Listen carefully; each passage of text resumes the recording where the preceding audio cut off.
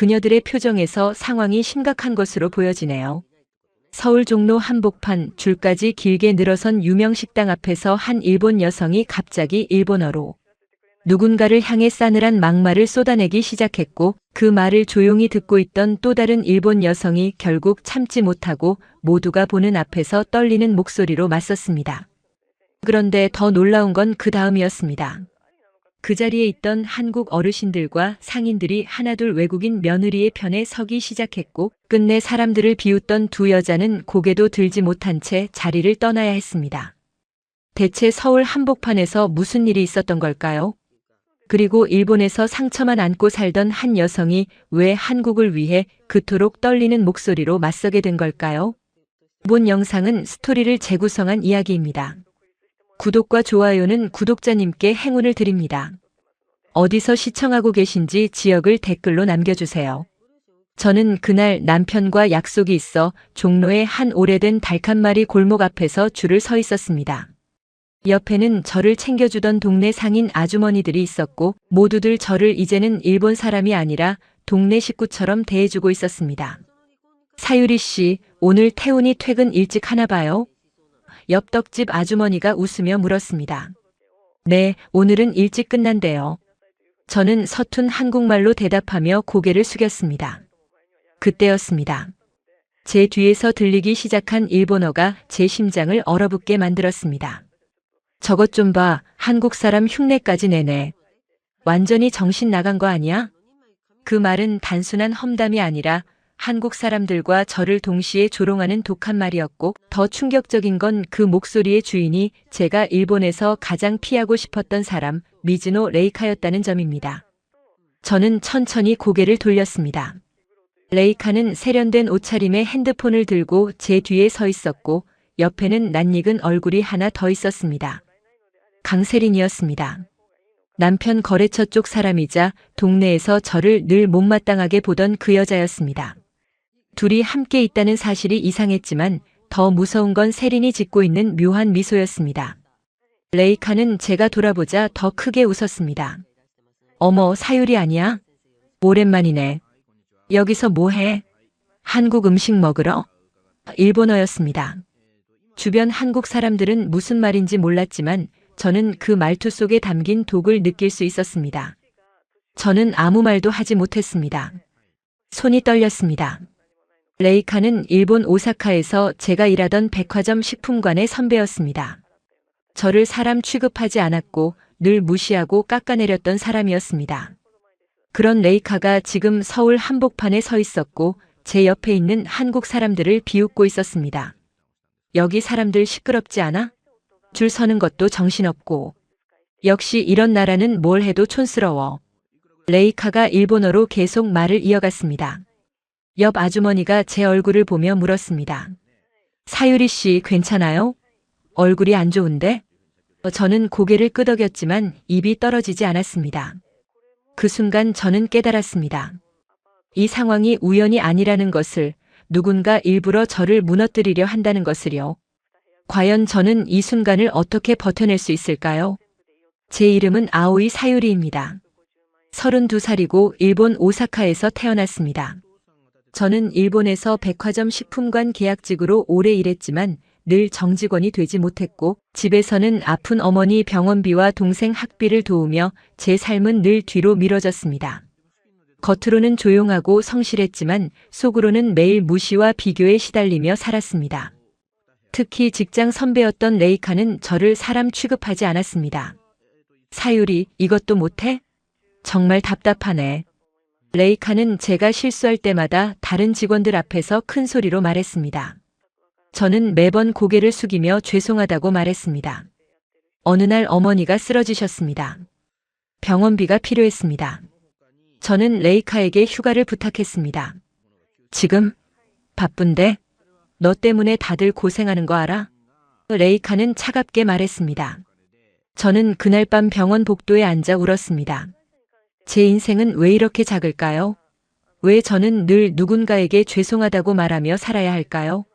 한국에 대해서도 저는 솔직히 처음엔 선입견이 조금 있었습니다. 일본에서 흔히 듣던 시선대로 그저 가깝지만 불편한 나라쯤으로만 생각했습니다. 하지만 제 생각은 한 남자를 만나면서 조금씩 바뀌기 시작했습니다. 2024년 가을 오사카에서 열린 식품 박람회에 저는 시식 행사 지원 인력으로 나갔습니다. 그곳에서 한국관을 담당하던 남자를 만났습니다. 정태훈이었습니다. 35살 서울에서 전통 식재료와 반찬류를 해외로 소개하는 작은 무역회사를 운영하고 있었습니다. 태훈 씨는 다른 사람들과 달랐습니다. 제 이름을 정확히 불러주고 허리 숙여 인사하며 제가 늦게까지 정리하는 것까지 도와줬습니다. 사유리 씨, 오늘 고생 많으셨어요. 이거라도 드세요. 태훈 씨가 따뜻한 차를 건넸습니다. 저는 당황했습니다. 일본에서는 계약직 직원에게 이렇게 대하는 사람이 거의 없었으니까요. 괜찮아요. 제가 할 일이에요. 아니에요. 사유리 씨 덕분에 행사가 잘 끝났어요. 정말 감사해요. 태훈 씨는 진심으로 고개를 숙였습니다. 그 모습이 저는 낯설었습니다. 박람회가 끝난 후에도 태훈 씨는 가끔 연락했습니다. 사유리 씨, 오사카 맛집 추천해 주실 수 있어요? 다음에 일본 오면 또 도움 부탁드려도 될까요? 저는 조심스럽게 답장했습니다. 하지만 마음 한편으로는 경계했습니다. 한국 사람은 정이 많다면서도 결국 계산적일 거라는 제 나름의 선입견을 쉽게 놓지 못했습니다. 몇 달 후 태훈 씨가 다시 오사카에 왔습니다. 사유리 씨, 저녁 같이 하실 수 있어요? 감사 인사 제대로 드리고 싶어서요. 저는 망설였지만 결국 나갔습니다. 저녁 식사 자리에서 태훈 씨는 말했습니다. 사유리 씨는 참 성실하세요. 그리고 따뜻해요. 아니에요. 저는 그냥 평범해요. 아니에요. 사유리 씨는 특별해요. 제가 느껴요. 그날 밤 저는 처음으로 누군가에게 인정받는 느낌을 받았습니다. 하지만 동시에 두려웠습니다. 이 따뜻함이 진짜일까요? 아니면 언젠가 사라질 환상일까요? 태훈 씨와 저는 조금씩 가까워졌습니다. 한국과 일본을 오가며 만났고 영상통화도 자주 했습니다. 태훈 씨는 늘 제 이야기를 끝까지 들어줬습니다. 어머니 병원비 걱정, 동생 학비 걱정, 회사에서 받는 무시까지 모두 말했습니다. 사유리 씨는 정말 강한 사람이에요. 태훈 씨가 말했습니다. 아니에요. 저는 약해요. 아니에요. 약한 사람은 이렇게 버티지 못해요. 사유리 씨는 가족을 위해 자신을 희생하면서도 포기하지 않잖아요. 그 말에 저는 울었습니다. 처음으로 누군가 제 고생을 알아줬으니까요. 2025년 봄 태훈 씨가 청혼했습니다. 사유리 씨, 저랑 결혼해 주실래요? 한국에서 같이 살아요. 제가 사유리 씨 가족도 도와드릴게요. 저는 놀랐습니다. 저 같은 사람이요? 저는 일본 사람이고 한국말도 서툴고 아무것도 가진 게 없어요. 그게 뭐가 중요해요? 사유리 씨가 좋은 사람이면 되죠. 제 부모님께도 말씀드렸어요. 제가 사랑하는 사람이라고. 저는 망설였습니다. 일본을 떠나는 게 두려웠습니다. 하지만 더 두려운 건 이대로 오사카에서 계속 작아지며 사는 것이었습니다. 결국 저는 결혼을 결심했습니다. 레이카는 제 결혼 소식을 듣고 비웃었습니다. 한국 남자랑 결혼? 사유리, 너 정신 나갔구나. 한국 가서 고생할 텐데. 저는 행복할 거예요. 행복? 언어도 안 통하고 문화도 다른데? 1년도 못 가서 도망 올 거야. 저는 아무 말도 하지 않았습니다. 레이카를 설득할 필요가 없었으니까요. 2025년 여름 저는 서울로 왔습니다. 남편 태훈과 함께 종로구 부암동에 작은 집을 얻었습니다. 시부모님을 처음 뵈는 날 저는 너무 긴장했습니다. 일본인 며느리를 받아들이실까요? 시아버지는 말이 없으셨습니다. 시어머니는 조심스럽게 물으셨습니다. 사유리 씨, 한국 음식 먹을 수 있어요? 네, 좋아해요. 김치도요? 네, 배우고 싶어요. 시어머니가 작게 웃으셨습니다. 그럼 다행이네. 천천히 배워요. 하지만 시아버지는 여전히 말이 없으셨습니다. 저는 불안했습니다. 며칠 후 시아버지가 말씀하셨습니다. 사유리 씨. 네, 아버님. 우리 아들 잘 부탁해요. 태훈이는 착한 애예요. 제가 더 잘 부탁드려요. 시아버지가 처음으로 제 눈을 봤습니다.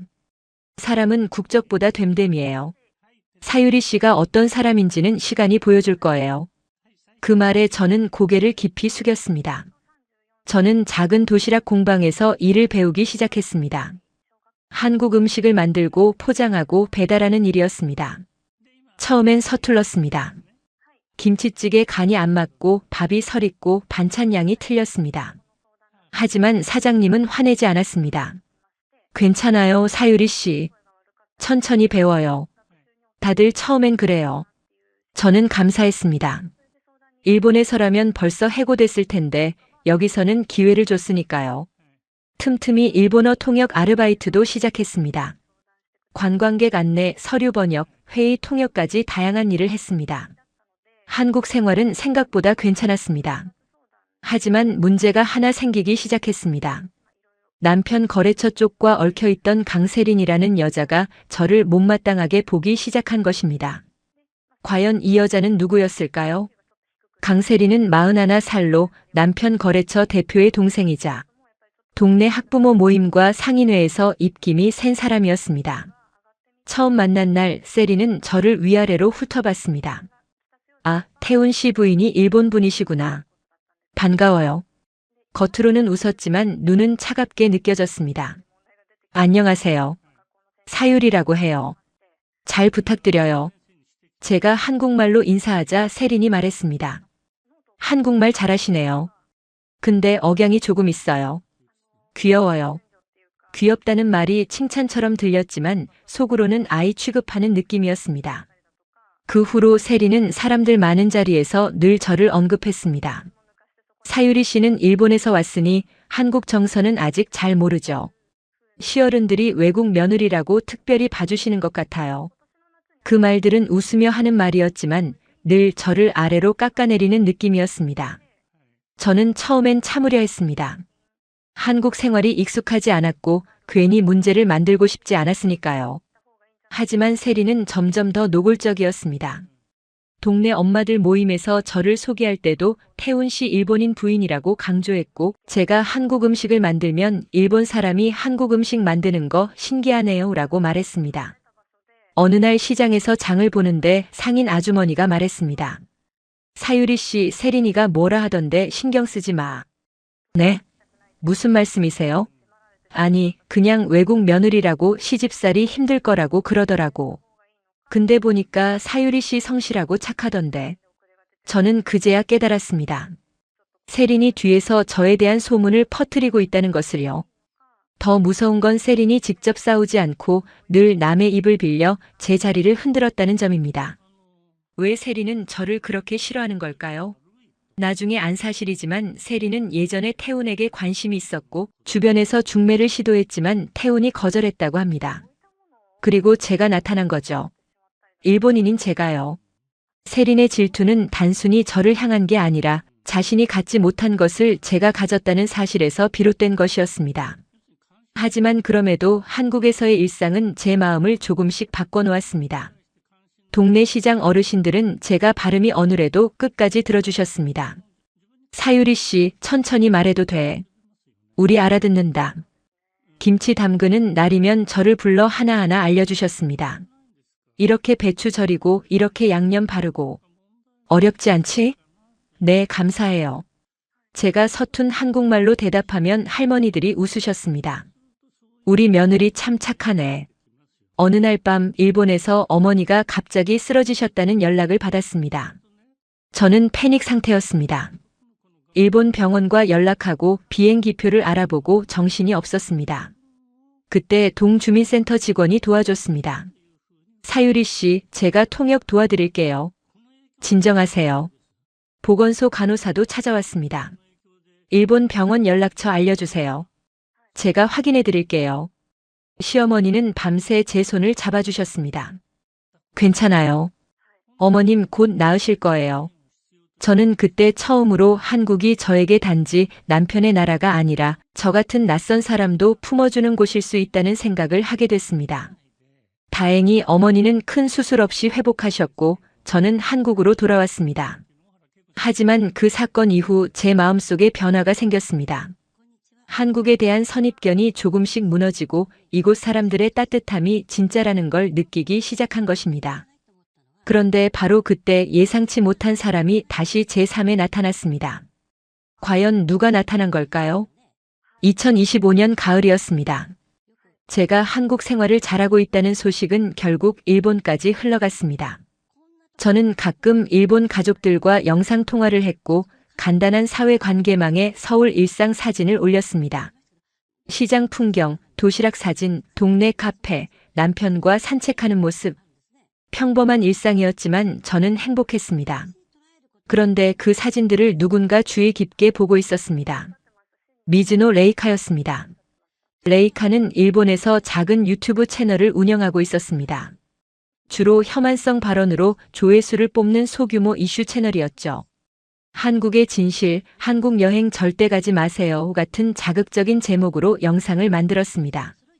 레이카는 제 사회관계망을 보며 비웃었다고 합니다. 사유리가 한국에서 성공한 척하네. 웃기네. 어느 날 레이카에게서 갑자기 메시지가 왔습니다. 사유리, 오랜만이야. 서울에 잘 있어? 나도 곧 서울 갈 일이 있는데 만날 수 있어? 저는 놀랐습니다. 레이카가 왜 갑자기 연락을 한 걸까요? 하지만 같은 일본인으로서 괜한 오해를 만들고 싶지 않아 조심스럽게 답장했습니다. 네, 언니. 서울 오시면 연락 주세요. 며칠 후 레이카는 정말 서울에 왔습니다. 혐한 콘텐츠 촬영 차원이라고 했지만 진짜 목적은 따로 있었습니다. 저를 만나 한국 생활이 얼마나 힘든지 확인하고 그걸 영상으로 만들려는 계획이었던 거죠. 저는 레이카를 종로 근처 카페에서 만났습니다. 오랜만이야, 사유리. 많이 변했네. 레이카는 세련된 옷차림에 명품 가방을 들고 있었습니다. 일본에서와 똑같았습니다. 네, 언니. 잘 지냈어요? 나야 뭐 그렇지. 근데 너 정말 한국에서 살아? 힘들지 않아? 아니에요. 괜찮아요. 레이카가 주변을 둘러봤습니다. 이 동네 사람들 참 시끄럽네. 일본이랑 다르지? 저는 불편했지만 참았습니다. 사람들이 활기차요. 활기차? 그냥 시끄러운 거지. 그리고 음식도 너무 자극적이고. 일본 음식이 훨씬 섬세하잖아. 레이카는 한국 음식, 한국 사람들, 한국의 예절 문화를 하나하나 비꼬기 시작했습니다. 저는 점점 화가 났지만 꾹 참았습니다. 하지만 레이카는 멈추지 않았습니다. 사유리, 솔직히 말해봐. 한국 시집살이 힘들지? 일본인이라고 무시당하지? 아니에요. 시부모님도 좋으시고 동네 사람들도 친절해요. 진짜? 나는 안 믿겨. 한국 사람들이 일본 사람한테 친절할 리 없잖아. 저는 더 이상 참을 수 없었습니다. 언니, 그건 편견이에요. 한국 사람들은 진심으로 대하면 진심으로 대해줘요. 레이카가 웃었습니다. 사유리, 너 완전히 세뇌당했구나.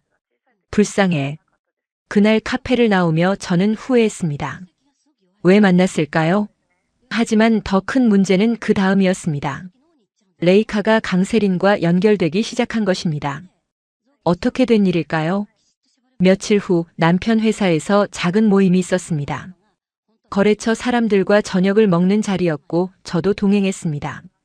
그런데 그 자리에 강세린이 있었습니다. 오빠가 거래처 대표라 함께 온 거였죠. 사유리 씨, 오랜만이에요. 세린이 웃으며 인사했습니다. 네, 안녕하세요. 저는 조심스럽게 대답했습니다. 그때 세린이 물었습니다. 사유리 씨, 일본에서 아는 분이 서울 오셨다면서요? 저는 놀랐습니다. 어떻게 알았을까요? 네, 옛날 직장 선배예요. 그분도 한국에 관심 있으신가 봐요. 제가 통역 필요하면 도와드릴 수 있는데 소개해 주실래요? 저는 이상한 느낌이 들었지만 거절할 이유가 없었습니다. 네, 물어볼게요. 며칠 후 세린과 레이카가 만났습니다. 저는 그 자리에 없었지만 나중에 안사실로는 둘이 묘하게 통했다고 합니다. 세린은 레이카에게 말했습니다. 사유리 씨 남편이 제 오빠 거래처예요. 근데 솔직히 일본인 며느리라 주변에서 좀 그래요. 레이카가 관심을 보였습니다. 역시 그렇군요. 한국 사람들이 겉으로만 친절한 척하는 거죠? 뭐 그런 면도 있죠. 특히 시어른들이 까다로운데 사유리 씨가 잘 버티나 싶어요. 둘은 그렇게 서로의 불만을 나누며 가까워졌습니다. 레이카는 사유리가 한국에서 인정받는 게 싫었고 세리는 사유리가 동네에서 인기를 얻는 게 싫었습니다. 목표가 같았던 거죠. 레이카가 제안했습니다. 제가 영상 하나 찍으려고 하는데 사유리 나오게 할 수 있어요? 무슨 영상인데요? 한국 생활의 진실 같은 거요. 사유리가 실제로 얼마나 힘들게 사는지 보여주는 거죠. 세린이 웃었습니다. 재밌겠네요. 제가 도와드릴게요. 둘은 계획을 짜기 시작했습니다. 공개적인 자리에서 사유리를 자극해 감정적으로 무너뜨리고 그 모습을 영상으로 찍어 사유리가 한국에서 적응 못한다는 이미지를 만들려는 것이었습니다. 저는 그때까지도 둘이 제 삶을 흔들기 위해 일부러 손을 잡았다는 사실을 몰랐습니다. 그저 이상하리만큼 겹치는 조롱과 소문 속에서 점점 고립되어 갔을 뿐입니다. 어느 날 시장에 갔을 때 평소 친하던 아주머니가 저를 피했습니다. 사유리 씨 무슨 일 있어요? 아니, 그냥 바빠서. 하지만 눈빛이 어색했습니다. 나중에 다른 분에게 들었는데 누군가 제가 일본에서 문제를 일으켜서 한국으로 도망왔다는 소문을 퍼뜨렸다고 합니다. 말도 안 되는 소문이었지만 한번 퍼진 소문은 쉽게 사라지지 않았습니다. 남편에게 말했습니다. 태훈 씨, 요즘 사람들이 저를 이상하게 봐요. 왜요? 무슨 일 있어요? 모르겠어요. 그냥 분위기가 이상해요. 남편이 제 손을 잡았습니다. 신경 쓰지 마요.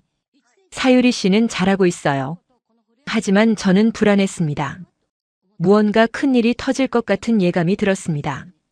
그리고 그 예감은 틀리지 않았습니다. 과연 무슨 일이 벌어질까요? 2025년 12월 어느 토요일 남편과 저는 종로의 유명한 달칸마리 골목에 갔습니다. 시장 상인 아주머니들과 함께 저녁을 먹기로 한 날이었습니다. 날씨가 추웠고 식당 앞에는 줄이 길게 늘어서 있었습니다. 사유리 씨, 오늘 추운데 고생이네. 떡집 아주머니가 말했습니다. 괜찮아요. 여기 음식 맛있잖아요. 저는 웃으며 대답했습니다. 주변 사람들도 웃었습니다. 분위기가 좋았습니다. 그때였습니다. 제 뒤에서 일본어가 들렸습니다. 여기 사람들 줄 서는 것도 정신없네. 역시 이런 나라는 뭘 해도 촌스러워. 저는 얼어붙었습니다. 그 목소리는 레이카였습니다. 천천히 뒤를 돌아보니 레이카가 핸드폰을 들고 서 있었고 조금 떨어진 곳에 세린도 보였습니다. 레이카는 저를 보고 크게 웃었습니다. 어머, 사유리 아니야? 여기서 뭐해? 줄 서서 한국 음식 먹으려고. 일본어였습니다. 주변 한국 사람들은 무슨 말인지 몰랐지만 저는 그 말투 속에 담긴 독을 느낄 수 있었습니다. 레이카는 계속 말을 이었습니다. 너 정말 한국 사람 흉내 완벽하게 내네. 옷차림도 그렇고 말투도 그렇고. 근데 사유리 아무리 그래도 너는 일본 사람이야. 한국 사람이 될 수 없어. 저는 참으려 했습니다. 하지만 레이카는 멈추지 않았습니다. 이 사람들 봐. 시끄럽게 떠들고 줄도 제대로 못 서. 일본이랑 비교하면 정말 수준 차이 나지 않아? 옆에 있던 떡집 아주머니가 제 얼굴을 봤습니다. 사유리 씨 괜찮아요? 얼굴이 안 좋은데? 저는 고개를 끄덕였지만 손이 떨렸습니다. 레이카는 영상을 찍고 있었습니다. 핸드폰 카메라가 저를 향하고 있었습니다. 사유리, 솔직히 말해봐. 한국 생활 힘들지? 이 사람들한테 무시당하지? 일본 사람이라고 뒤에서 욕하잖아. 그런 일 없어요.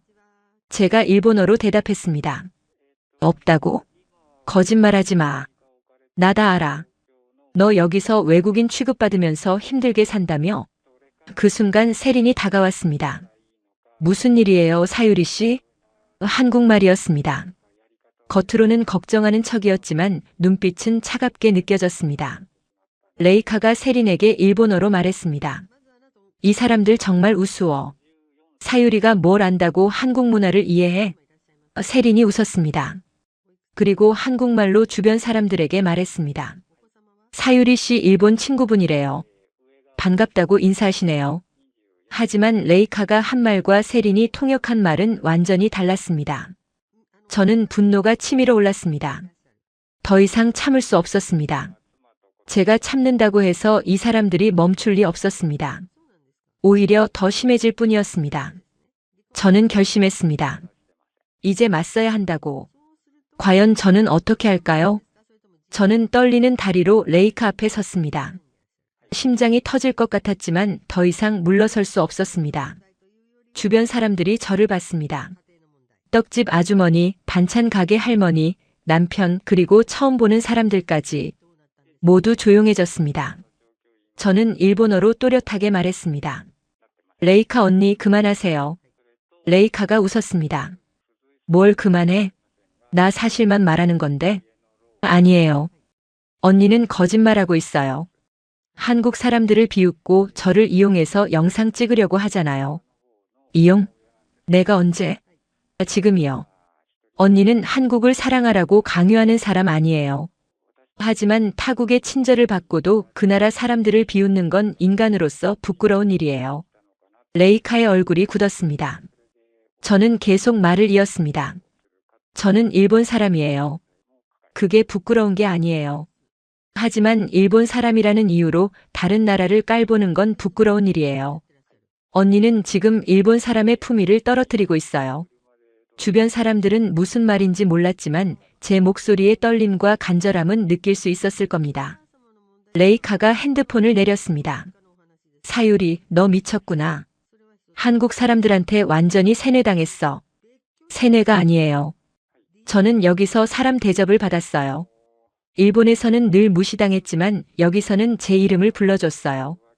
제 말을 끝까지 들어줬어요. 제가 실수해도 기다려줬어요. 제 목소리가 떨렸습니다. 눈물이 났습니다. 언니는 그런 경험 없으니까 이해 못할 거예요. 진심으로 대하면 진심으로 돌아온다는 게 뭔지 몰라요. 그때 세린이 끼어들었습니다. 사유리 씨, 진정해요. 다들 보잖아요. 저는 세린을 똑바로 봤습니다. 그리고 한국말로 말했습니다. 세린 씨. 네? 저를 외국인이라고 무시한 건 참았어요. 하지만 저를 아껴준 사람들까지 깎아내리는 건 더 이상 못 참겠어요. 세린의 얼굴이 창백해졌습니다. 무슨 소리예요? 세린 씨가 뒤에서 제 소문 퍼뜨린 거 알아요. 레이카 언니랑 손잡고 저 무너뜨리려고 한 것도 알아요. 주변 사람들이 웅성거렸습니다. 세린이 당황했습니다. 증거 있어요? 증거는 없어요. 하지만 제 마음은 알아요. 그리고 사람들도 알 거예요. 저는 주변 사람들을 봤습니다. 저는 일본 사람이에요. 한국말도 서툴고 문화도 다 이해 못해요. 하지만 저는 진심이었어요. 여기서 사람들한테 받은 따뜻함을 절대 잊을 수 없어요. 떡집 아주머니가 앞으로 나왔습니다. 사유리 씨, 우리 알아요. 사유리 씨 얼마나 열심히 사는지. 반찬 가게 할머니도 말했습니다. 맞아. 우리 사유리 착한 애야. 그 순간 예상치 못한 일이 벌어졌습니다. 과연 무슨 일이 일어난 걸까요? 늘 말이 없던 시아버지가 천천히 앞으로 나오셨습니다. 지팡이를 짚고 계셨지만 걸음은 단호했습니다. 모든 사람이 시아버지를 봤습니다. 시아버지는 제 옆에 서셨습니다. 그리고 주변 사람들을 향해 말씀하셨습니다. 우리 며느리 말 잘 들었습니다. 목소리는 조용했지만 무게가 있었습니다. 사유리는 일본 사람입니다. 그건 사실입니다. 하지만 사유리는 국적 때문에 존중받는 사람이 아닙니다. 사람답게 살았기 때문에 존중받는 사람입니다. 시아버지가 레이카를 봤습니다. 일본어는 못 알아듣지만 당신이 우리를 비웃은 건 알겠습니다. 표정과 말투로 다 알 수 있습니다. 레이카가 당황했습니다. 저는 그냥 우리 며느리가 여기 온 지 1년 됐습니다. 그동안 한 번도 불평 안 했습니다. 김치 담그는 법 배우고 시장 일 도와주고 아픈 사람 있으면 달려가고. 그게 사람입니다. 주변 사람들이 고개를 끄덕였습니다. 시아버지가 세린을 봤습니다. 세린 씨. 네, 사장님. 세린이 긴장했습니다. 시아버지는 세린 오빠의 거래처였으니까요. 당신이 우리 며느리 뒤에서 뭐라고 했는지 다 들었습니다. 시장 사람들이 다 알고 있습니다. 세린의 얼굴이 하얗게 변했습니다. 그건 오해예요. 오해가 아닙니다. 당신은 질투했습니다. 외국인 며느리가 동네에서 사랑받는 게 싫었던 겁니다. 시장 상인들이 하나둘 말하기 시작했습니다. 맞아요. 세린이가 계속 사유리 씨 흉봤어요. 저도 들었어요. 일본 사람이라고 믿을 수 없다고 그랬어요. 근데 사유리 씨는 우리보다 더 성실해요. 사람들의 증언이 쏟아졌습니다. 세린은 할 말을 잃었습니다. 레이카가 찍고 있던 영상에는 오히려 그녀 자신의 혐오와 무례가 고스란히 담겼고 세린이 뒤에서 소문을 퍼뜨린 정황까지 드러났습니다. 레이카가 핸드폰을 끄려 했지만 이미 늦었습니다. 주변 사람들이 다 봤으니까요. 저 일본 여자 우리 비웃었잖아. 사유리 씨를 이용하려고 했네. 세린이는 왜 저래? 질투가 저렇게 심해? 사람들의 비난이 쏟아졌습니다. 레이카와 세린은 동시에 설 자리를 잃었습니다. 남편이 제 손을 잡았습니다. 사유리 괜찮아요? 응. 이제 괜찮아. 떡집 아주머니가 저를 안았습니다. 우리 사유리 고생했어. 잘 참았어. 반찬 가게 할머니도 제 손을 잡으셨습니다. 사유리는 우리 가족이야. 일본 사람이든 뭐든 상관없어. 저는 울었습니다. 이번엔 슬픔이 아니었습니다. 감사함이었습니다. 그 자리에서 처음으로 한국에서 제가 혼자가 아니라는 사실을 온몸으로 느꼈습니다. 레이카는 결국 영상을 올리지 못했습니다. 오히려 자신의 혐오가 담긴 영상이 유출되며 일본에서도 비난받았습니다. 세린은 남편 오빠 거래처에서 문제가 됐고 동네 모임에서도 멀어졌습니다. 둘 다 스스로 판 함정에 빠진 거였습니다. 저는 이제 더 이상 숨지 않기로 했습니다. 과연 앞으로 어떤 일이 펼쳐질까요? 그 사건 이후 제 삶은 달라졌습니다. 더 이상 눈치 보지 않았고 당당해졌습니다. 도시락 공방은 동네 어르신들과 직장인들이 즐겨 찾는 작은 가게로 자리 잡았습니다. 사유리 씨 도시락이 제일 맛있어요. 간이 딱 맞아요. 손님들이 말했습니다. 저는 매일 새벽 일어나 도시락을 준비했습니다. 밥 짓고 반찬 만들고 정성스럽게 포장했습니다. 힘들었지만 행복했습니다. 일본어 통역 경험을 살려 한일 식문화 교류 수업도 시작했습니다. 동네 주민센터에서 일주일에 한 번 강의했습니다. 오늘은 일본 가정식 오니기리를 만들어 볼게요. 할머니들이 따라했습니다. 오니기리가 뭐야? 주먹밥이에요. 한국 주먹밥이랑 비슷해요. 아, 그거구나. 우리도 옛날에 많이 먹었지. 문화는 다르지만 본질은 같았습니다. 밥을 정성껏 만들어 사람을 먹이는 마음은 한국이나 일본이나 똑같았습니다. 수업이 끝나면 할머니들이 말했습니다. 사유리 고마워. 재밌었어. 다음 주에 또 와. 저는 이제 한국을 단지 사랑하는 나라라고만 말하지 않습니다. 저를 다시 일으켜 세우고 상처받은 사람이 사람답게 살아도 된다고 알려준 나라라고 말합니다. 일본에서 늘 작아져 있던 저는 서울에서 비로소 제 목소리를 찾았습니다. 어느 날 시아버지가 말씀하셨습니다. 사유리, 네 아버님. 처음엔 걱정했어요. 일본 며느리라고. 문화도 다르고 말도 안 통하는데 어떻게 살까 싶었죠. 죄송해요. 아니야. 내가 잘못 생각했어요. 사람은 국적이 중요한 게 아니더라고요. 사유리는 우리 가족이에요. 시아버지가 제 손을 잡으셨습니다. 거칠지만 따뜻한 손이었습니다. 고맙습니다, 아버님. 남편도 변했습니다. 예전보다 더 자주 웃었고 더 자주 안아줬습니다. 사유리, 당신 정말 대단해요. 뭐가? 그날 레이카한테 맞선 거. 저도 못했을 거예요. 난 그냥 참을 수 없었어. 그게 용기예요. 당신은 강한 사람이에요. 저는 웃었습니다. 강하다는 말을 처음 들었습니다. 일본에서는 늘 약하다고 답답하다고 들었는데 2025년 겨울이 지나고 2026년 새해가 왔습니다. 저는 새해 첫날 시장에 갔습니다. 사유리 새해 복 많이 받아. 상인들이 인사했습니다. 할머니들도 복 많이 받으세요. 올해도 우리 사유리 건강하고 행복하자. 저는 떡을 사고 과일을 사고 김치를 샀습니다. 평범한 일상이었지만 소중했습니다. 집에 돌아와 남편과 시부모님께 새해 인사를 드렸습니다. 올해도 잘 부탁드려요. 우리도 잘 부탁해. 시어머니가 떡국을 끓여주셨습니다. 사유리 많이 먹어. 감사해요. 떡국을 먹으며 저는 생각했습니다. 1년 전만 해도 저는 불안했습니다. 한국에서 살 수 있을까? 사람들이 받아줄까? 하지만 이제는 확신합니다. 여기가 제 집이라는 것을요. 그날 식당 앞에서 떨리는 목소리로 맞섰던 이유도 결국 하나였습니다. 저를 품어준 사람들의 존엄을 지키고 싶었기 때문입니다. 과연 앞으로는 어떤 일이 기다리고 있을까요? 2026년 1월 어느 날 예상치 못한 연락이 왔습니다. 한국의 한 방송국에서였습니다.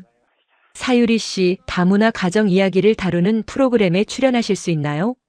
저요? 네. 사유리 씨 이야기가 많은 사람들에게 희망이 될 것 같아서요. 저는 고민했습니다. 방송에 나가는 게 부담스러웠습니다. 하지만 남편이 말했습니다. 해봐요. 당신 이야기가 누군가를 도울 수 있어요. 결국 출연하기로 했습니다. 촬영 전날 밤 긴장돼서 잠을 못 잤습니다. 괜찮을까? 괜찮아요. 사유리는 잘할 수 있어요. 남편이 제 손을 잡았습니다. 촬영 당일 스튜디오에 들어갔습니다. 진행자가 반갑게 맞아줬습니다. 사유리 씨 반가워요. 편하게 이야기해 주세요. 네, 감사합니다. 녹화가 시작됐습니다. 진행자가 물었습니다. 사유리 씨, 한국에 처음 왔을 때 어땠어요? 무서웠어요. 모든 게 낯설었고 사람들이 저를 받아줄지 걱정됐어요. 지금은요? 지금은 행복해요. 여기가 제 집이에요. 힘든 일도 많았죠? 네. 특히 일본 사람이라고 편견받을 때가 힘들었어요. 하지만 진심으로 대하니까 사람들도 진심으로 대해줬어요. 인상 깊은 일이 있었나요? 저는 그날 식당 앞 이야기를 했습니다. 레이카와 세린 그리고 저를 도와준 사람들. 그때 시아버지께서 제 옆에 서주셨어요. 그 순간을 절대 잊을 수 없어요. 진행자와 스튜디오 관객들이 울었습니다. 사유리 씨는 정말 강한 분이에요. 아니에요. 저는 약했어요. 하지만 여기 사람들이 저를 강하게 만들어줬어요. 녹화가 끝나고 집에 돌아왔습니다. 남편이 물었습니다. 어땠어요? 떨렸지만 잘한 것 같아. 고생했어요. 남편이 저를 안아줬습니다. 며칠 후 방송이 나갔습니다. 반응이 뜨거웠습니다. 사회관계망에 댓글이 쏟아졌습니다. 사유리 씨 이야기 듣고 울었어요. 저도 외국인인데 힘이 됐어요. 한국 사람으로서 자랑스러워요. 예상치 못한 연락도 많이 왔습니다. 다문화 가정 지원 단체에서 강연 요청이 왔고 출판사에서 책 제안이 왔습니다. 제 이야기를 책으로요? 네. 많은 사람들이 읽고 싶어 할 거예요. 저는 고민 끝에 책을 쓰기로 했습니다. 제목은 서울에서 다시 찾은 목소리로 정했습니다. 6개월간 틈틈이 썼습니다. 일본에서의 힘든 시간, 한국에서 만난 따뜻함, 레이카와의 대결, 그리고 제가 배운 것들. 모든 걸 솔직하게 썼습니다. 책이 출판됐습니다. 서점 사인회에 많은 사람들이 왔습니다. 사유리 씨 책 읽고 용기 얻었어요. 한 여성이 말했습니다. 저도 외국인 남편이랑 결혼했는데 주변 시선이 힘들었어요. 근데 사유리 씨 보고 힘냈어요. 고마워요. 당신도 잘하고 있어요. 또 다른 사람이 말했습니다. 저는 한국 사람인데 사유리 씨 이야기 듣고 부끄러웠어요. 외국인을 편견으로 봤거든요. 괜찮아요. 중요한 건 이제 알았다는 거잖아요. 사인회는 4시간 넘게 이어졌습니다. 지쳤지만 보람찼습니다. 집에 돌아와 남편에게 말했습니다. 태훈 씨, 나 좀 대단한가 봐. 원래 대단했어요. 아니야. 예전엔 정말 작았어. 근데 이제는 달라. 뭐가 달라졌어요? 이제는 제 목소리로 말할 수 있어. 누군가 저를 깎아내려 해도 맞설 수 있어. 남편이 웃었습니다. 그게 가장 중요한 변화예요. 저는 이제 확신합니다. 사람은 어디서 태어났느냐보다 어떻게 사느냐가 중요하다는 것을요. 과연 제 앞에는 어떤 미래가 기다리고 있을까요? 지금은 2026년 1월 말입니다. 저는 서울에 온 지 1년 반이 됐습니다. 오늘도 새벽 5시에 일어나 도시락을 준비했습니다. 밥 짓고 계란말이 만들고 김치 담았습니다. 평범한 아침이었지만 행복했습니다. 남편이 일어나 커피를 내렸습니다. 사유리, 오늘도 바쁘죠? 응. 주문이 많아. 무리하지 마요. 괜찮아. 나 이제 강해졌잖아. 남편이 웃었습니다. 도시락 배달을 마치고 주민센터 수업에 갔습니다. 오늘은 일본 전통 된장국 만드는 법을 가르쳤습니다. 할머니들, 일본 된장은 한국 된장이랑 조금 달라요. 어떻게 달라? 더 부드럽고 단맛이 있어요. 그래? 한번 먹어볼까? 수업이 끝나고 할머니 한 분이 말했습니다. 사유리, 너 덕분에 일본 음식도 알게 되고 좋다. 감사해요, 할머니. 너 정말 우리 동네 자랑이야. 저는 그 말에 가슴이 뭉클했습니다. 자랑이라니. 일본에서는 한 번도 들어본 적 없는 말이었습니다. 집에 돌아오는 길 시장을 지나갔습니다. 떡집 아주머니가 손을 흔들었습니다. 사유리, 오늘 방송 봤어. 너 진짜 잘하더라. 감사해요. 우리가 다 자랑스러워. 우리 사유리. 저는 웃으며 인사했습니다. 집에 도착하니 시어머니가 와 계셨습니다. 사유리, 국 끓였어. 먹어. 감사해요, 어머니. 요즘 너무 바쁜 것 같아서 걱정돼.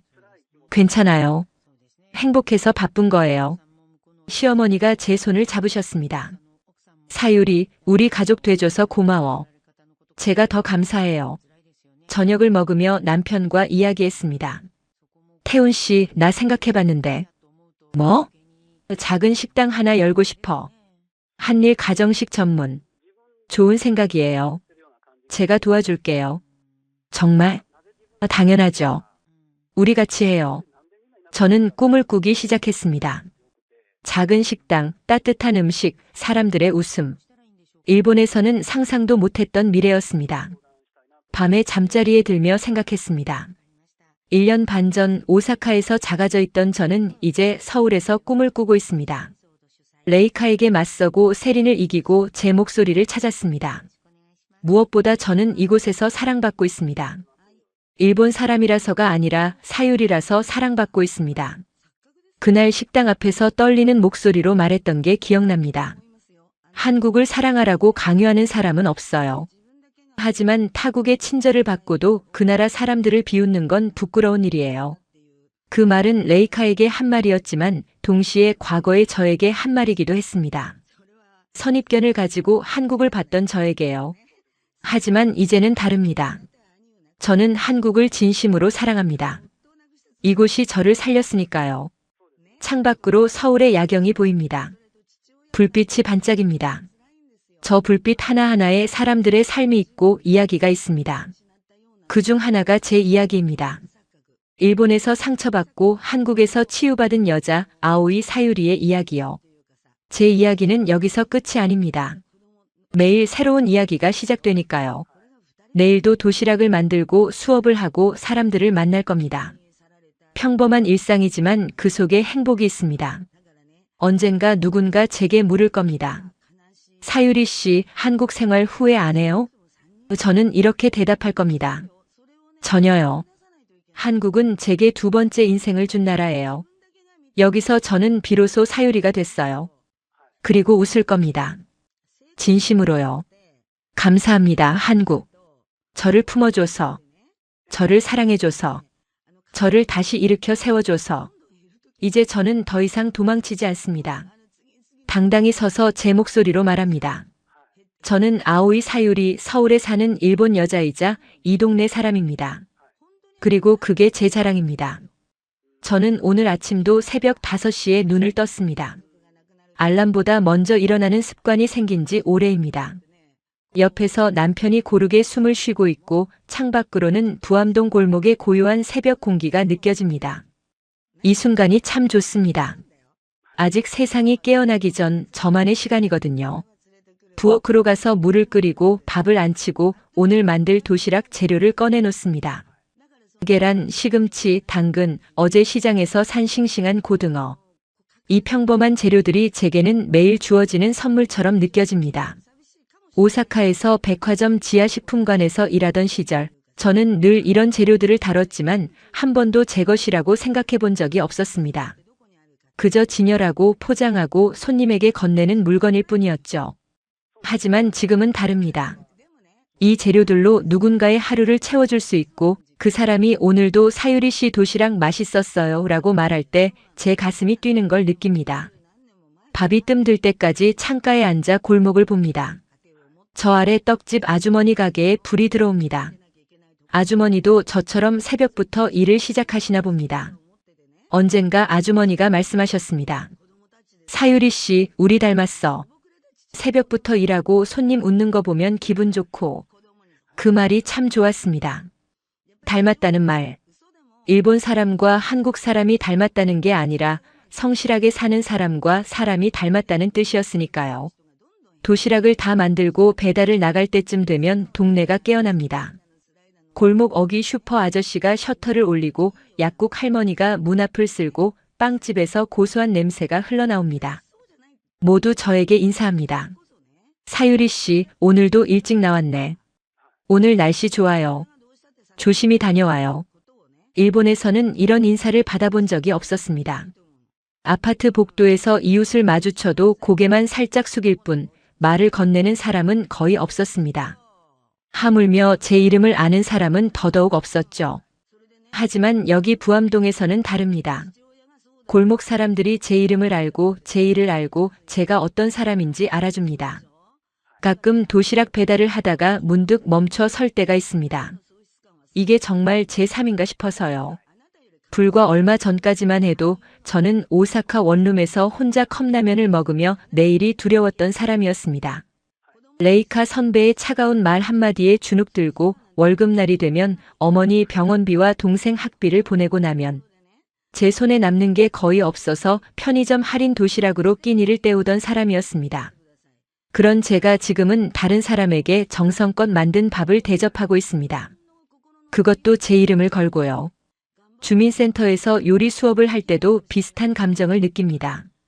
할머니들이 제 설명을 들으며 고개를 끄덕이고 열심히 따라하고 사유리 덕분에 새로운 거 배운다고 말할 때면 제 존재가 누군가에게 도움이 되고 있다는 걸 실감합니다. 일본에서는 늘 짐이 되는 사람이었습니다. 회사에서도 사유리 때문에 일이 늦어진다. 집에서도 내가 돈을 더 벌어야 하는데 하는 말을 들었죠. 하지만 여기서는 다릅니다. 제가 있어서 좋다고 제가 해주는 게 고맙다고 말해주는 사람들이 있습니다. 남편 태우는 제가 이런 이야기를 하면 늘 말합니다. 원래 사유리는 그런 사람이었어요. 다만 일본에서는 알아주는 사람이 없었을 뿐이죠. 그 말이 맞는지도 모르겠습니다. 사람은 변하지 않았는데 주변이 바뀌면 완전히 다른 사람처럼 보일 수 있으니까요. 하지만 저는 분명히 변했다고 생각합니다. 예전에 저라면 식당 앞에서 레이카에게 절대 맞서지 못했을 겁니다. 그저 고개 숙이고 죄송하다고 말하며 도망쳤을 거예요. 그런데 그날 저는 떨리는 목소리로나마 말할 수 있었습니다. 제가 사랑하는 사람들을 저를 품어준 이곳을 지키고 싶다는 마음이 두려움보다 컸으니까요. 그 순간 제 옆에 섰던 시아버지를 저는 절대 잊지 못할 겁니다. 평소 말이 없으시고 표정도 잘 안 바뀌시는 분인데 그날 제 옆에 서서 우리 며느리라고 말씀하셨을 때 저는 정말로 이 가족의 일원이 됐다는 걸 느꼈습니다. 국적이나 혈연이 아니라 마음으로 연결된 가족이요. 시어머니는 지금도 가끔 집에 오셔서 반찬을 만들어 주시거나 제가 힘들어 보이면 너무 무리하지 말라고 걱정해 주십니다. 일본에서 어머니가 편찮으셨을 때 밤새 제 손을 잡아주셨던 그 따뜻한 손을 저는 기억합니다. 피 한 방울 섞이지 않은 며느리를, 그것도 일본에서 온 며느리를 그렇게 진심으로 대해주시는 게 얼마나 큰 사랑인지 이제는 압니다. 동네 시장 사람들도 마찬가지입니다. 떡집 아주머니, 반찬 가게 할머니, 과일 가게 아저씨 모두 저를 그냥 동네 사람으로 대해주십니다. 처음엔 일본 사람이라고 신기해하시고 조심스러워 하시던 분들도 이제는 편하게 농담도 하시고 가끔 사유리 요즘 얼굴이 좋아졌네, 행복하구나 같은 말씀도 해주십니다. 제가 행복한 게 보이나 봅니다. 맞습니다. 저는 행복합니다. 아침에 눈 떴을 때 오늘이 기대되고 밤에 잠들 때 오늘 하루가 감사하고 그런 날들이 계속 이어지고 있습니다. 물론 모든 게 완벽한 건 아닙니다. 여전히 한국말이 서툴 때가 있고 문화 차이로 당황할 때도 있고 가끔 일본 음식이 그리울 때도 있습니다. 하지만 그런 작은 불편함들은 제가 여기서 느끼는 행복에 비하면 아무것도 아닙니다. 가끔 레이카 생각을 합니다. 그녀는 지금 어떻게 지낼까요? 여전히 혐오로 가득 찬 영상을 만들며 살까요? 아니면 조금은 변했을까요? 사실 저는 레이카를 미워하지 않습니다. 오히려 안타깝습니다. 그녀도 분명 아팠을 겁니다. 인정받지 못하고 사랑받지 못하고 그래서 남을 깎아내림으로써 자신을 높이려 했던 거겠죠. 예전에 저와 크게 다르지 않았을 겁니다. 다만 저는 운이 좋았습니다. 저를 진심으로 대해주는 사람을 만났고 새로운 시작을 받아들일 용기가 있었고 무엇보다 이곳 한국이라는 나라가 저를 품어줬으니까요. 강세린도 마찬가지입니다. 그날 이후로 동네에서 그녀를 거의 보지 못했습니다. 아마 부끄러워서 나오지 못하는 것 같습니다. 저는 그녀에게도 화가 나지 않습니다. 그녀 역시 질투와 열등감에 사로잡혀 있었던 거니까요. 사람은 누구나 약할 때가 있고 그 약함이 때로는 남을 공격하는 형태로 나타나기도 합니다. 저도 그랬으니까요. 다만 이제는 그 약함을 인정하고 극복하느냐 아니면 계속 그 안에 갇혀 사느냐의 차이일 뿐입니다. 요즘 저는 작은 식당을 준비하고 있습니다. 한일 가정식을 함께 내는 곳으로요. 일본 음식과 한국 음식이 한 상에 올라가는 식당. 된장국과 미소시루가 함께 있고 김치와 스케모노가 나란히 놓이고 불고기와 야키니쿠가 같은 메뉴판에 있는 곳. 국적이 다르다고 해서 함께할 수 없는 건 아니니까요. 오히려 다르기 때문에 더 풍성해질 수 있다는 걸 보여주고 싶습니다. 남편이 적극적으로 도와주고 있고 시부모님도 응원해 주시고 동네 사람들도 기대하신다고 합니다. 사유리 식당 열면 우리가 첫 손님이다. 떡집 아주머니가 벌써부터 예약하셨습니다. 저는 웃으며 대답했습니다. 아주머니들 오시면 서비스 많이 드릴게요. 이런 대화가 너무 좋습니다. 자연스럽고 따뜻하고 제가 이곳의 일부라는 느낌을 주니까요. 밤에 남편과 나란히 누워 이런저런 이야기를 나눌 때가 가장 행복합니다. 태훈 씨, 나 오늘도 행복했어. 저도요. 고마워. 나를 한국으로 데려와줘서. 아니에요. 제가 고마워요. 사유리가 제 인생에 와줘서. 우리는 손을 잡고 있다가 잠듭니다. 내일도 새벽 5시에 일어나 똑같은 하루를 시작할 겁니다. 하지만 그 똑같은 하루가 저에게는 매일 새로운 선물입니다. 감사합니다. 이 말을 누구에게 해야 할지 모르겠지만 그냥 감사합니다. 한국이라는 나라에 이 땅의 사람들에게 저를 받아준 모든 분들께 그리고 포기하지 않고 여기까지 온 제 자신에게도 감사합니다. 저는 아오이 사유리입니다. 32살 일본 오사카에서 태어나 지금은 대한민국 서울 종로구 부암동에 살고 있습니다. 한국 사람의 아내이고 이 동네의 이웃이고 누군가에게는 맛있는 도시락을 만들어주는 사람이고 또 누군가에게는 요리를 가르쳐주는 선생님입니다. 무엇보다 저는 이제 제 목소리로 말할 수 있는 사람입니다. 누가 저를 깎아내려 해도 당당히 맞설 수 있고 제가 사랑하는 것들을 지킬 수 있는 사람입니다. 이게 제가 서울에서 찾은 가장 큰 선물입니다. 제 이야기는 계속됩니다. 매일매일 새로운 이야기가 쓰여지고 있습니다. 그리고 그 모든 이야기의 바탕에는 사랑과 감사가 있습니다. 충분합니다. 이것만으로 충분합니다.